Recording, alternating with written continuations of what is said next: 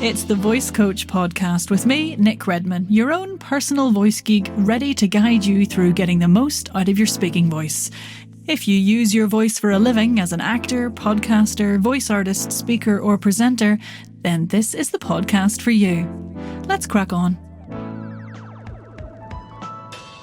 And in a change from usual events, you catch me having a drink. Hello. Welcome back. So this ep is going to be a short one. We've laid down some really good foundations on vocal health, warming up, cooling down, alignment, mic technique, and of course, hydration so far in the podcast. So this week, I wanted to sort of offer up a quick view on some cheeky tips for improving your speech generally. After this episode, I'm going to really get into like the nitty gritty of the fundamentals of voice training. So that'll be all the classic kind of like breath stuff, resonance, vibrations, how voice works, articulation, coming on to text, and there'll be loads of exercises for you to explore and things to get you raising your awareness about your vocal instrument. But this stuff takes time and needs little and often practice in quite a progressive way, to really impact change. So what I sort of want from this episode is answer anybody out there who might be going, yeah, but Nic, I don't have fucking time for that. Like, just give us a few tips. I've got a speech to do tomorrow. What should I do? So here we go. I'm just going to offer up a few quick tips for improving your speaking to apply, well, literally as soon as you need to. Okay, so tip 1, use pauses. See what I did there? It was a wee pause because I'm talking about pauses. Get on with it, Nic. Now, don't fear the pause. I think when we start to speak, often the instinct, especially when you're a bit nervous or excited about what you've got to communicate, we just race on and we race on because of the adrenaline and the excitement. But pauses are so useful. It allows the listener time to catch up with you and process what you're saying, and it lets your brain prepare for, what's going to come out next, whether that's remembering a line or just reading the next line ahead of you in a script or answering a question. Using pauses when you're answering questions in an interview or podcast situation is really good. In voice training, we talk a lot about this idea of sort of one breath, one thought. And that's a really great way of helping yourself explore pauses. By that we mean that in day-to-day speech, our body knows how much breath we need for each thought that we're going to say, because our minds have created that thought, and your body takes the breath that it needs to get through that thought. So the idea when you're speaking is to try and get the same feeling that for one thought, you have one breath. So this one breath, one thought idea gives us something to do with the pause. So you're not stood there going, well, I just feel like I'm stopping for no reason. And often the instinct with a pause is to hold your breath. If you fill that pause with a breath in, ready to get the next thought out on the out breath, then you will have something to do and it feels a little bit more purposeful. So really it's about finding pauses and try filling those pauses with breath.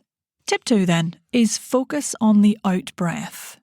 Now you'll hear me go into detail a lot more in a later episode on out breath over in breath, but I just think it's important for you to try before you speak to focus on letting all the breath you have in there go and starting your first thought with a brand new breath.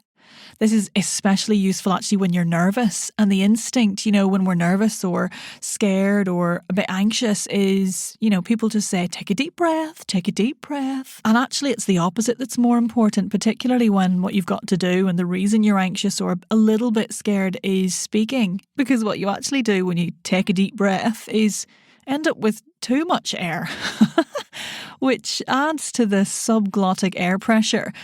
Basically the force from the air in your lungs wanting to get out from underneath on the vocal folds, which are trying to do the talking for you.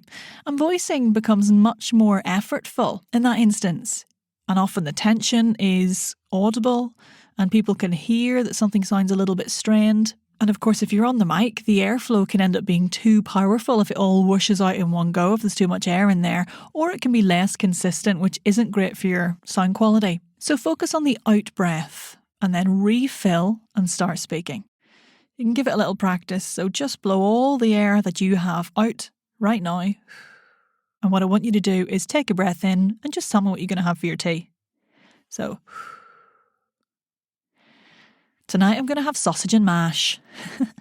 So now instead, take in too much air. Tonight I'm going to have sausage and mash. And there is a difference there in the feeling, if nothing else. All right, so that was focus on the out breath rather than the in breath. Right, tip number 3 is find the floor. This probably sounds like a ridiculous drama schooly kind of thing to say, but a sense of connection to the floor helps the body to feel stable, it helps the breath to stay free and the voice more open and responsive. Now, this can be as simple as closing your eyes when you're standing or sitting and noticing your feet on the floor. Where is your weight balanced on the feet? Can you even the weight out? Can you put the weight over both your feet, over the whole of the foot? Do you notice you're sitting back into the heels, perhaps? What about just wiggling your toes? That's a really nice way of bringing your attention to your feet. And it's a nice wee distraction thing as well if you're getting a little bit caught up in the moment. You could do a wee rock back and forth, left and right, and then try and find a sense of equilibrium over both feet. Or, some people have certain types of imagery, like imagine yourself barefoot in cold, dewy grass, or squishy mud, or ankle-deep water, or sand, whatever. Just notice your feet and make sure that you're evenly weighted and connected to the floor. And that applies whether you're sitting or standing. It's also a really good way of getting yourself to stop rocking around if you're standing to speak and you tend to find your nerves manifesting themselves in a little steppity step from left to right, which happens a lot.